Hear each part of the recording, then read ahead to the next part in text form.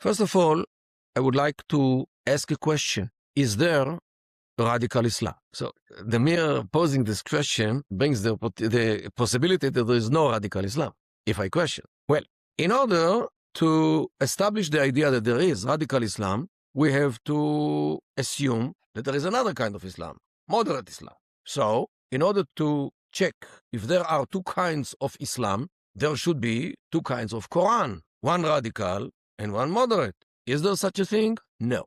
There is one Qur'an. Is there radical Hadith, means oral tradition, versus moderate Hadith? No. There is one body of Hadith, of stories about Muhammad, oral tradition. And the third most important scripture of Islam is the Sirah, means the biography of Muhammad. Two biographies, one radical, one moderate. So how come we have radical Islam, as if there is such a thing, versus moderate Islam?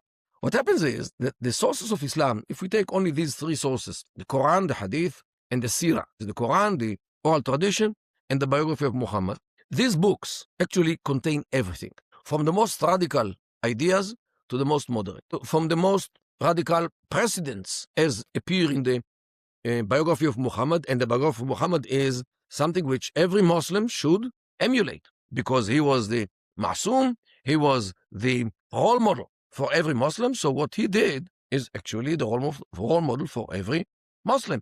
So the Sirah has everything. And I can give you good examples how Muhammad was very nice to Jews. But if you turn the page, you can find how he slaughtered them. The same thing the Quran. It could be very moderate, like saying, La ikraha fi din, as it said in the Quran, no compulsion in religion, which is very nice. But on the other side, there are all these verses about the jihad and killing the infidels and so forth. So what is the Quran, radical or moderate? And so is the Hadith, the oral tradition. There is a verse which says that he who kills one man as if he killed the whole mankind. Great. Very moderate attitude to life of people. Definitely good. But on the other side, if you turn the page, you find all kinds of Sharia of the jihad, how to fight the infidels, how to slay them now. So there is no radical Quran versus moderate or Hadith. They have everything in the same books. Now, imagine somebody, Muslim, was born in New York, the best place on earth. People are moderate, people are nice, people are cute, people are kind to each other, holding your door, thank you very much. Okay, people are nice. If a Muslim grew up in New York, most probably when he has to shape his Islamic ideas, if he absorbs the atmosphere of New York, he will pick from the Quran the verses which, like Rafidin, no compulsion in religion. From the Hadith, he will take the ideas of how to be moderate. And from the Sirah of Muhammad, the biography, he will take the precedents which show how nice, how kind the Prophet was. Another Muslim, let's say, who was born in Libya, where people are killing each other all day long, when he has to shape his Islam, when he has to tailor his Islamic garment, he will take, probably, since he absorbs the culture of Libya, he will take from the Quran the verses of the jihad. From the Hadith, he will take the orders of how to perform the jihad.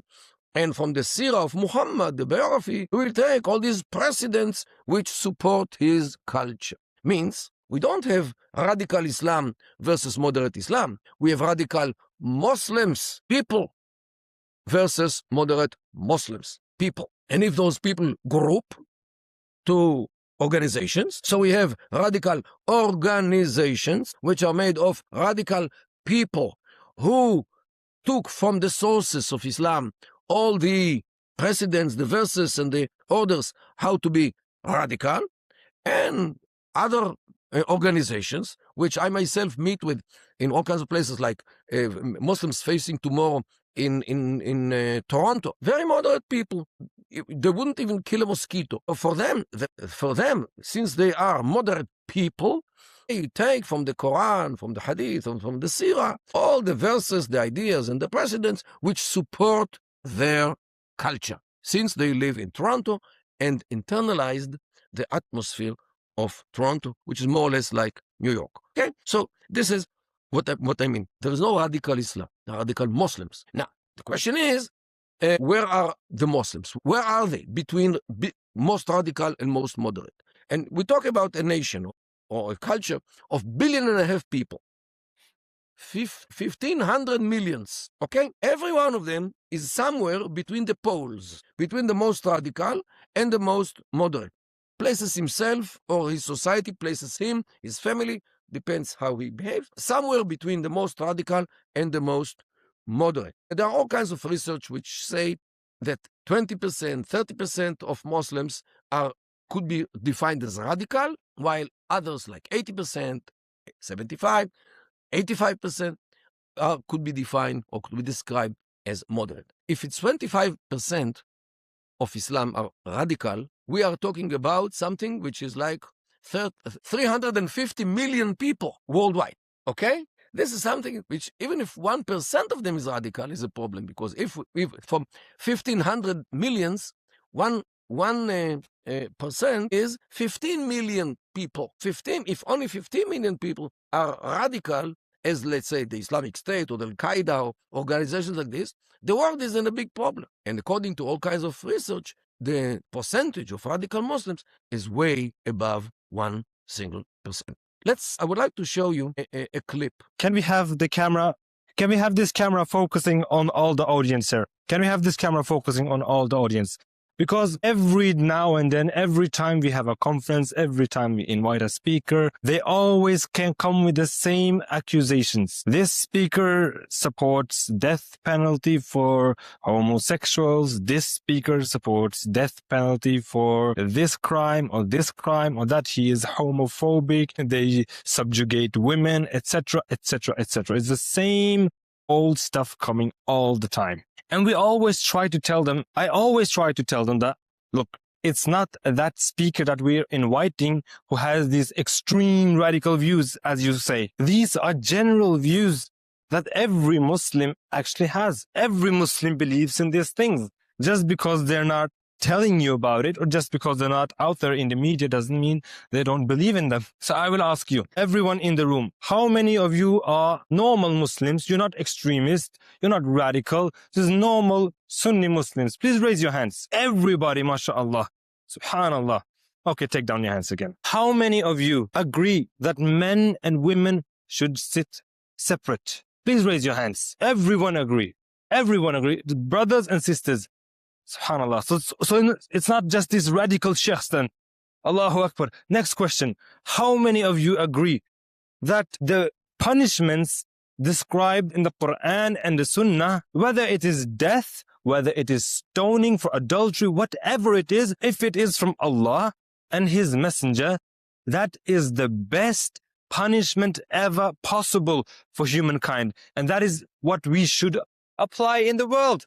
Who agrees with that?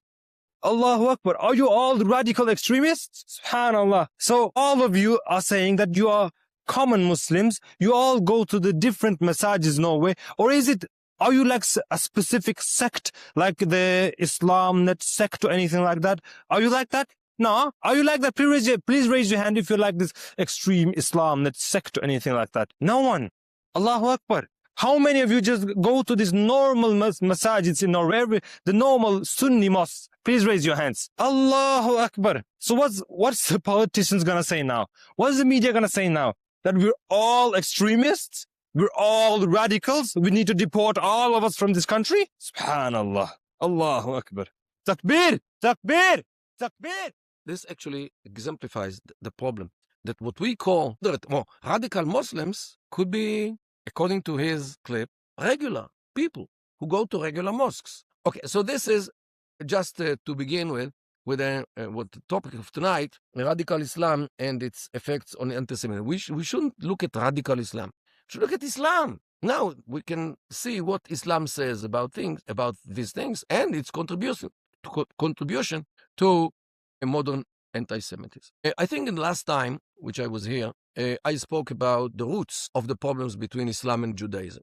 Just to remind those who were, Islam in its own mind, on its own teachings, considers itself as a religion which came to the world not to live side by side with Judaism and Christianity, It rather came to the world to replace Judaism and Christianity. They took the theory of replacement of the Christians, and they took it one step forward, and now Islam came to the world to replace. In its own definition, Islam is Din al-Haq, means religion of truth, while Judaism and Christianity are Din al-Batil, means religion of falsehood, since Islam came to the world to turn them into null and void. So those Jews who have not converted to Islam are those upon whom, according to Qur'an, upon whom the wrath of Allah rests until the end of time or until they convert to Islam. And the Christians are those who went astray.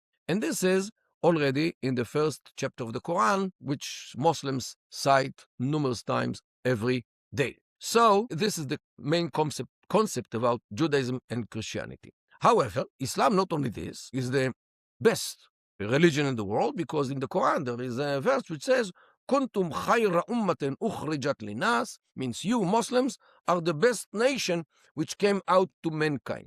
This is what the Quran states, while all the other nations are bad nations. Why? But when they go and they see the situation on the ground, they compare this verse, this idea in the Quran, that you Muslims are the best people on earth. And when they see what happens every day when they kill each other, the way they live in their countries, inflicted by violence, poverty, wars, everlasting wars on one side, and when they see the Christians and the Jews live in peace, normal countries, democracies, development, normal places like here, it creates some kind of contradiction between the Quran, which says that they, Muslims, are the best people on earth, states this, and the situation. And this contradiction is some kind of a short in their mind. How can it exist? This is something which cannot be there. They cannot fathom the fact that they are in such bad condition as they are, while the infidels,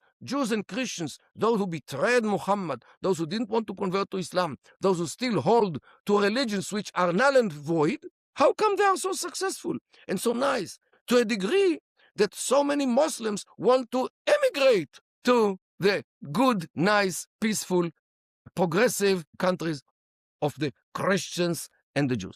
If Israel, look at how many of them want to come to Israel. If Israel didn't build a fence between Israel and Egypt, who knows how many millions will come from Egypt to Israel? Okay?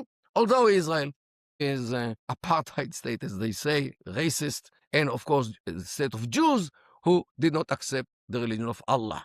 Okay? So this is some kind of contradiction, and they envy the Christians and the Jews, and therefore they hate them. Because if you envy somebody, if you're jealous at somebody, very easily you start to hate him or her.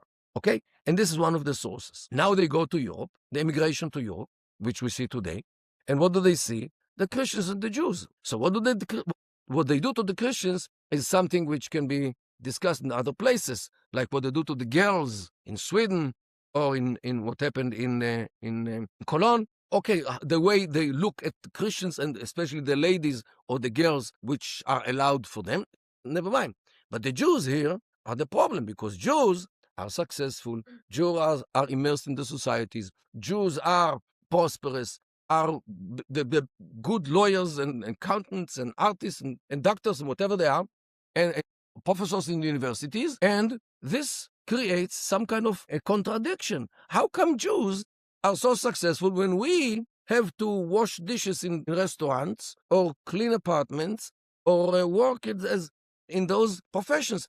After all, we are the best nation which came out to mankind according to the Quran. So the difference which they see between the teaching of the Quran on one side, or the ideal which was stated by the Quran on one side, and the situation on the ground, this is something which gets them very, very angry. How come Jews are so successful? When it comes to what happens in Israel, it's even worse, because the land of Israel, according to their teachings, is an Islamic country, Palestine or Palestine, and a land, Islamic land, and a land, any land, has only one-way ticket to enter Islam, not to come out of Islam. This is why, by the way, they still fantasize on Spain, which should return to Islam.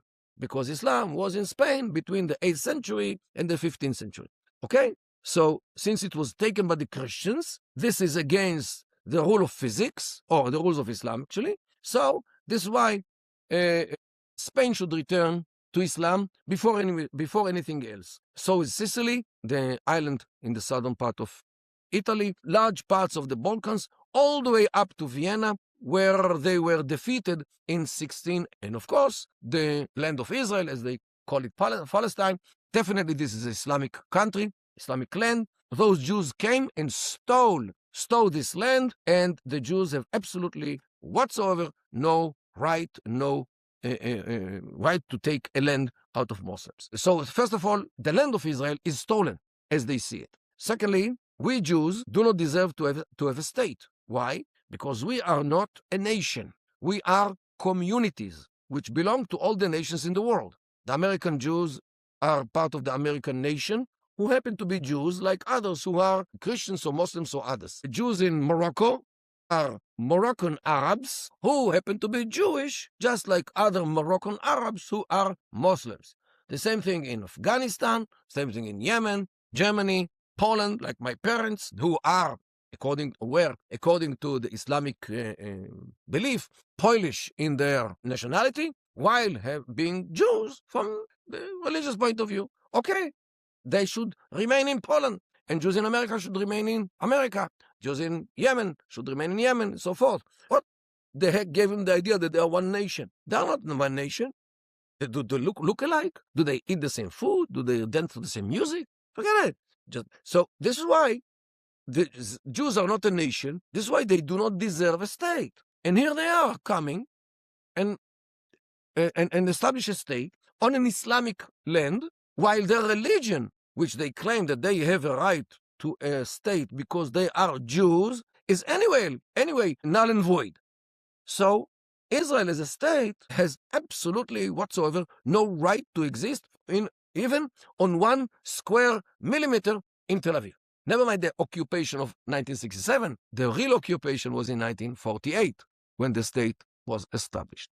So this is, I would say, the core look at Jews both in Europe and in Israel, Europe and everywhere where they go, and in Israel, as people who behave totally opposite to the teachings of Islam, behave totally against the expectations of Islam, and this is why Jews should be treated according to the Islamic Sharia, which states what it states about people who do not behave according to the Sharia, especially when they are not Muslims. So this is, I think, is the core motives of the Islamic teachings, and we see them much in Europe. We see them within the Palestinian Authority. We see them even within the Muslim community inside Israel. The Islamic movement inside Israel disseminates exactly these messages. And I spent like 20 years in researching of this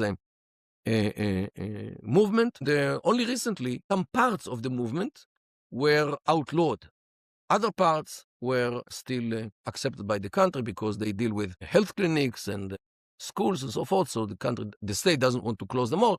But the organization, which is not involved in these da'wah actions, are closed since, I think, last October. So, yes, we have them from within Israel. We have them with the so-called Palestinians. We have them in Egypt. We have them in Jordan, in former Syria. Syria doesn't exist anymore. And we find it also in Europe in some communities. And this is, I think, the core motivation of the modern Islamic anti-Semitism, which we see even in here, in the United States of America. Because today in universities, where freedom of speech is well kept, so hate speech against Jews, we find it time and again. When I go to institutions in this country, I hear from Jewish students how they feel worried, intimidated in institutions which are there for learning, which turn more and more into stages of anti-Semitism under the cover of anti-Israelism or anti-Zionism. But the core motivations of those who call for example, the BDS against Israel, it's about Judaism before everything else.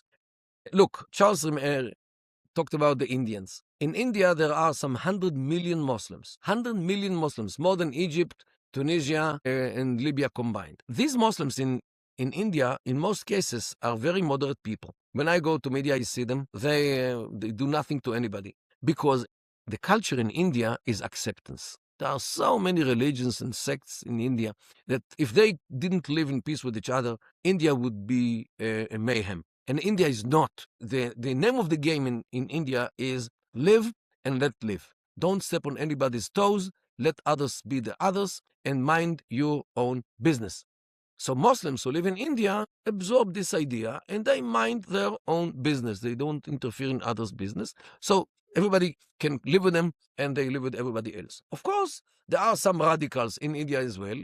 For example, a guy named Maududi, who was one of the masterminds of modern terrorism led by Islam. Okay, so most of the 100 million Indians are moderate. And they view, look, and India is full of idol worshipping, according to Islam. Buddhists, especially, or Hindus. They are not even Christians and Jews. Christians and Jews, according to Islam, are not idol worshippers. They have a book. But the Hindus and the others are definitely idol worshippers. And yet, Muslims live with them. So you see that they are part of the moderate part of the Muslims. Okay, so I'll just repeat the questions. One is about why do not Muslims imitate the others to be successful and prosperous as others are? Yes, there are many Muslims who come to these countries to become Americans or become Europeans, to become French in France. Look, in France, there was a minister of justice, a lady named Rashida Dati, in the days of Sarkozy. She was from Morocco.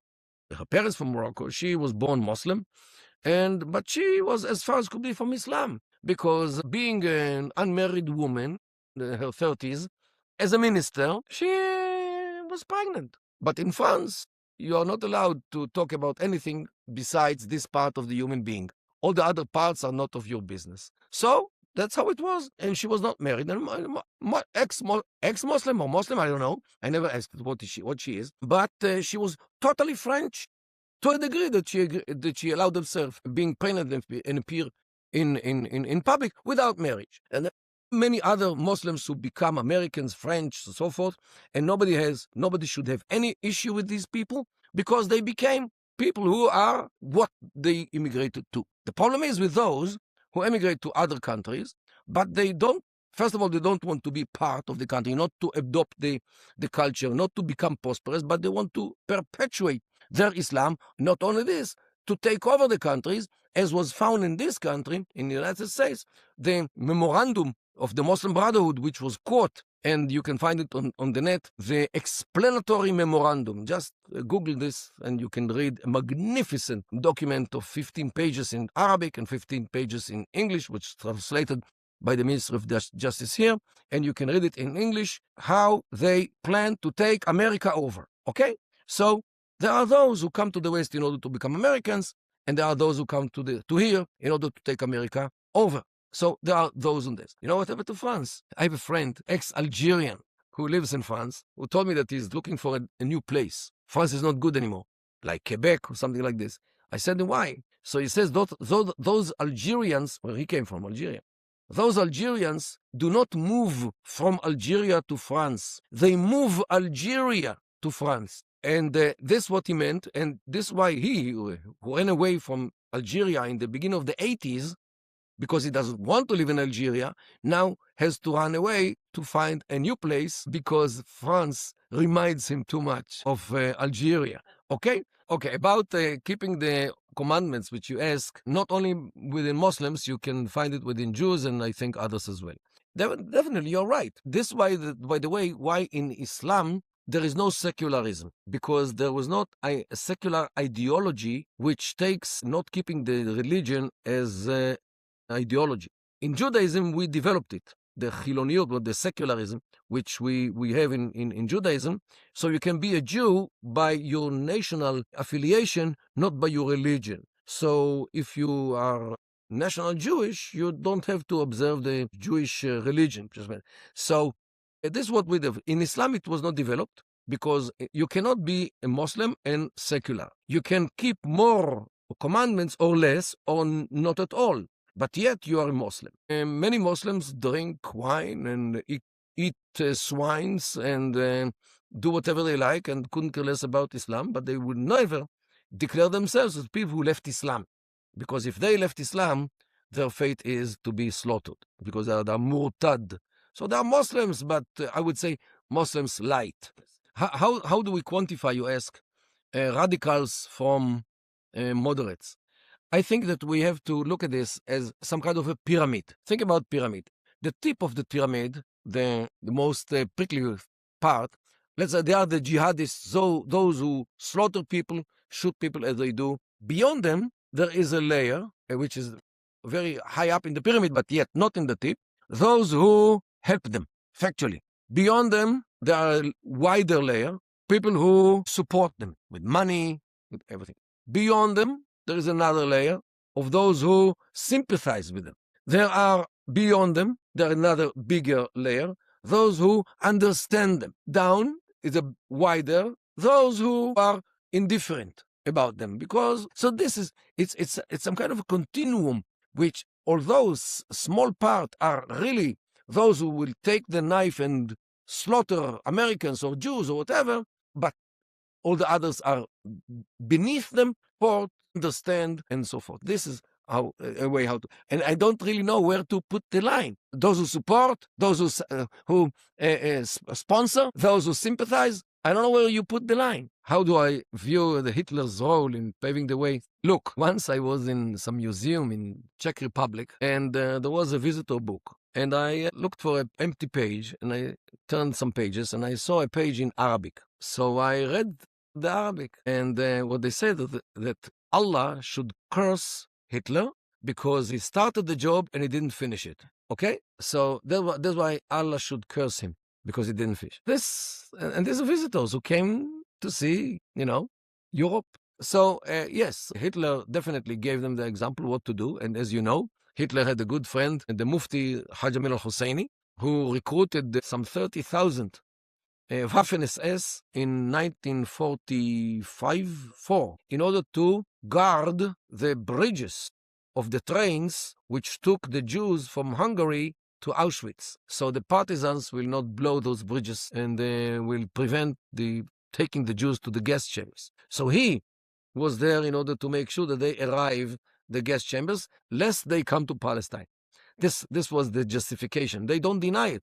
The Arabs and Palestinians, they don't deny it, but they justify it by the fact that he wanted those Jews not to come to Palestine. What if they would come to America? Also, do they deserve such an end, such a punishment? Okay, so this is definitely Hitler was a role model for many of them, and yes, he didn't finish the job. Let him rest in hell. We'll do the job and go to heaven. How do we define between Sunni and Shia if there is some kind of moderate versus radical in the Shi'i Sunni issue? The Sunni Shi'i issue has nothing to do with radicalism versus being moderate, because there are radical Shia and moderate Shia, just like radical Sunnah versus moderate Sunnah. They are fighting each other, not on this question of being radical or being moderate. They are fighting each other about the question, who was the legitimate caliph after Muhammad. The Sunnah claimed that is the first, the Abu Bakr, and then Umar, and then Uthman, and then Ali and Muawiyah, while the Shia claimed that only Ali, the fourth caliph, was the legitimate caliph, and his descendants should be the caliphs until the end of time. Okay? While the Sunnah believe that other chain of the Umayyads and the Abbasids, they are the legitimate. And they are fighting each other until this very day on the heritage of Muhammad from 14 centuries ago. For Americans, it is very hard to understand. I'll give you a good example. You might remember what happened in this country in the presidential elections of 2000, when Al Gore and George W. Bush were the candidates. America was divided half and half, and only Florida was the tipping point, right? And in Florida, they had a problem because they are poking papers and some, right? And there were some hundreds of papers which were not clear. So, and this actually was determined who would be the president. So America went to the Supreme Court And the Supreme Court looked into this issue. And then after a few hours of discussion, the Supreme Court came with a verdict that George W. Bush is the president, and he was the president of America for 4 years and another 4 years, and nobody fights anybody on this question. Just imagine that because of this thing, America is divided to two parts. One part supports George W. Bush, and the other part supports Al Gore, and these two parts are fighting each other in all-out war for 14 centuries. This is the Sunni-Shi'i problem. Okay, different culture, definitely. One comment about the refugee issue. What people know already, that within these refugees, there are a small percentage of jihadists, because the Islamic State succeeded to implant its jihadists, some of them in the... Okay, so one says, well, there's only 1% of jihadists. Okay, so I ask, if somebody gives you a bag with 200 M&Ms, only one is poisoned, how many will you eat? Thank you very much. If you have a 401k or an IRA, please listen.